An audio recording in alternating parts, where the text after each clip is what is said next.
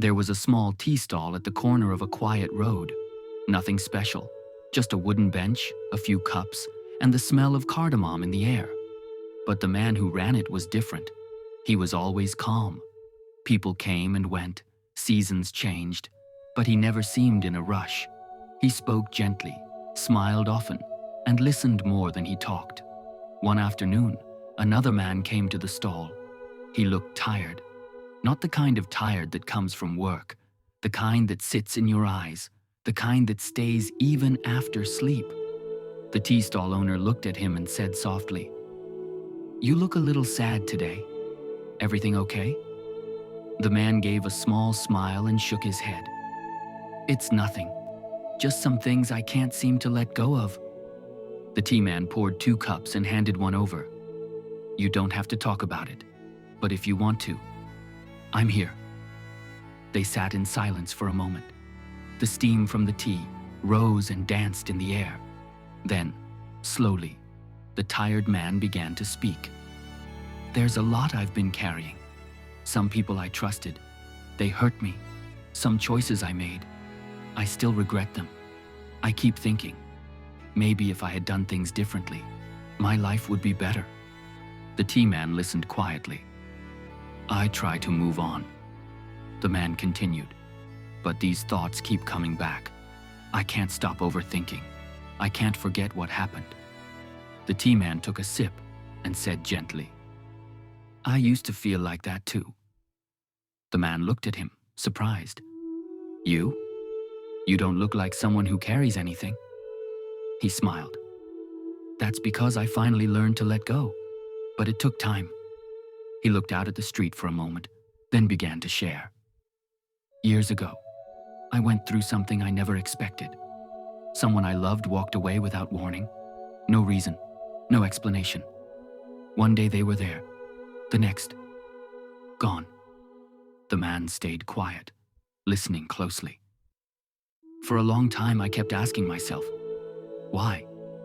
What did I do wrong? I went over every little thing in my mind, every conversation, every mistake. I couldn't sleep, couldn't eat. I was stuck in that moment." He placed his cup down gently. "People around me moved on. The world kept going, but I was frozen. I thought holding on would give me answers. I thought if I kept feeling the pain, it would somehow make sense." The tired man nodded. "That's exactly how I feel." The tea man smiled softly. "One day, I was walking past the lake near the village. I saw an old boat tied to a post. It wasn't being used anymore, just stuck there, floating in place. I stood there for a long time, just looking at it, and I realized that was me." He looked down for a second. "I was holding on to something that was no longer part of my life. I was tied to a moment that had already passed." The tired man said, "But how do you untie yourself?" "I've tried. I just can't." The tea man replied, "You start small." I stopped blaming myself. I allowed myself to cry. I stopped pretending I was okay. I forgave people who never said sorry. I forgave myself for being human." The wind picked up slightly, rustling the trees nearby. "Letting go doesn't mean forgetting," he said. "It means choosing peace. It means saying, this pain has stayed long enough. I want to feel something else now." The man took a deep breath. "But what if I let go and still feel empty?" The tea man looked at him gently. "You won't feel empty. You'll feel light. There's a difference." There was a long pause.